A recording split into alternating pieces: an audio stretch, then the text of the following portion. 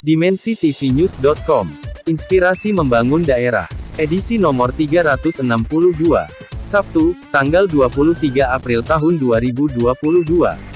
Jangkar apresiasi Kejari Takalar, atas dimulainya penyidikan terkait dugaan tindak korupsi proyek PJU di Sub Takalar. Takalar, Dimensi-TV-News.com.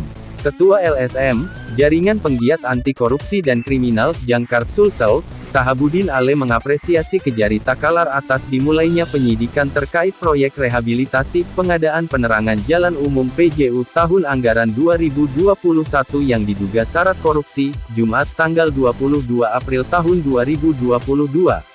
Pasalnya, proyek pemeliharaan pengadaan penerangan jalan umum pada Dinas Perhubungan Kabupaten Takalar tahun anggaran 2021 yang bersumber dari dana APBDP, terkesan tidak transparan dan dipaksakan karena dalam metode pengadaan hingga pelaksanaan pekerjaan diduga syarat akan kolusi dan nepotisme, sebab perusahaan yang digunakan adalah perusahaan rental yang pelaksanaannya dikelola oleh orang dekat dalam Dinas Perhubungan itu sendiri, tegas Sahabudin Ale.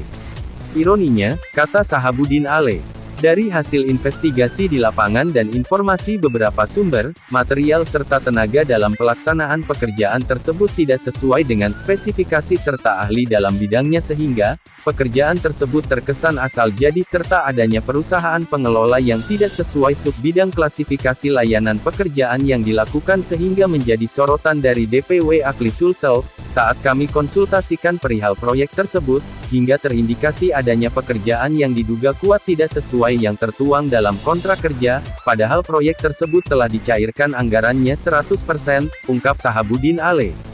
Penanganan perkara proyek pemeliharaan pengadaan penerangan jalan umum pada Dinas Perhubungan Kabupaten Takalar tahun anggaran 2021 ini harusnya tidak hanya mampu menghukum dan memberikan efek jera, tetapi juga mampu memulihkan kerugian keuangan negara dan memberi manfaat bagi masyarakat, ujarnya. Di tempat terpisah pihak Kejaksaan Negeri Takalar, Sabri Salahuddin, SH, yang juga kasih intelijen Kejari Takalar mengatakan bahwa dinaikkannya kasus tersebut ke tahap penyidikan dilakukan dalam rangka mendalami lebih lanjut kasus tersebut, di mana menurut Sabri Salahuddin, beberapa alat bukti adanya perbuatan melawan hukum sudah diketahui, Jumat tanggal 22 April tahun 2022.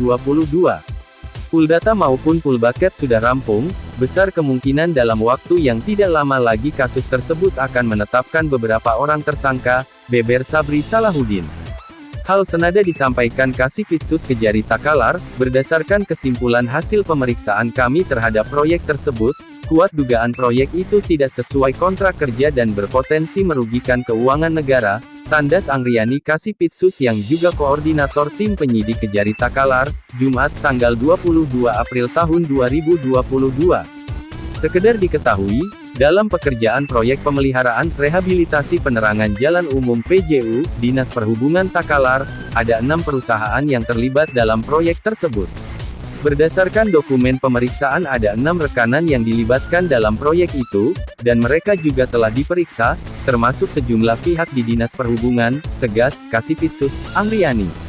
Liputan, Muhammad Rizal, kontributor Takalar, mengabarkan untuk Dimensi-TV-News.com. Inspirasi membangun daerah.